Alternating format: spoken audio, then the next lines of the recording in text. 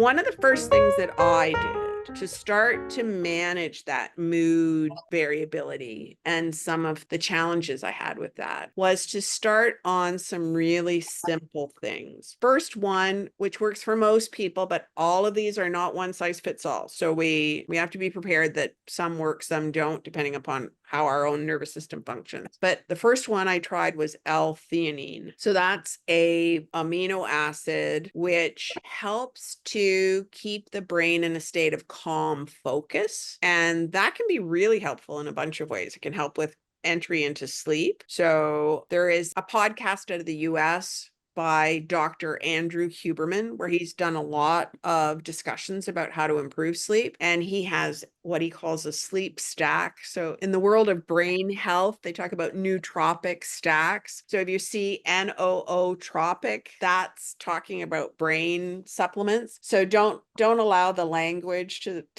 intimidate you. But one of his nootropic stacks for sleep is a combination of magnesium, one form or another. I would say, generally speaking, I would do magnesium threonate. That's THREONATE, threonate.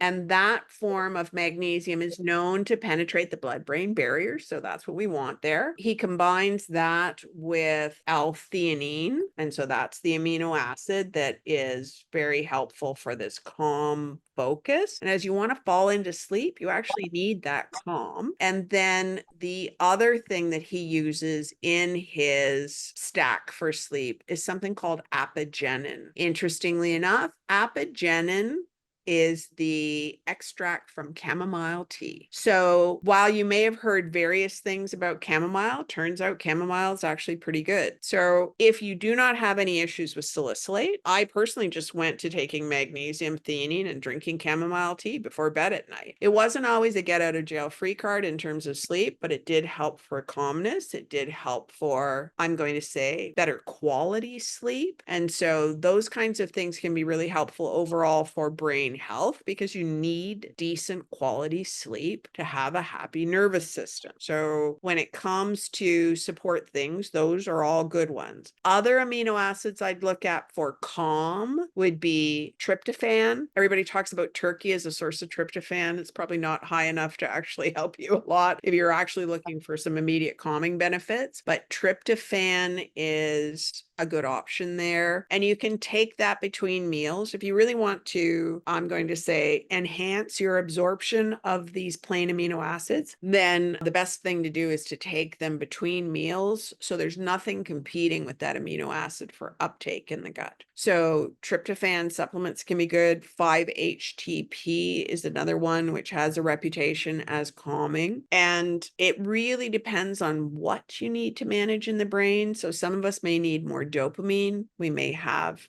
too much stress, not enough of the happy, uplifted experience that dopamine gives us. And in that case, you may benefit from an amino acid called L-Tyrosine. And that one can be great support to the thyroid as well. But what I would say is don't take it at night. This is not one that you want to take when you're trying to go to sleep. You need that one in the morning. Last time I would take it during the day might be say 2 o'clock in the afternoon, but that's really trying to give you an uplift to your mood. So you do have some options there for brain calming and brain support. And I would go to amino acids generally because they're going to be well tolerated generally. But yeah, if you can drink chamomile tea, as long as you don't have any salicylate issues, I would try it as a tea because I found that very helpful too.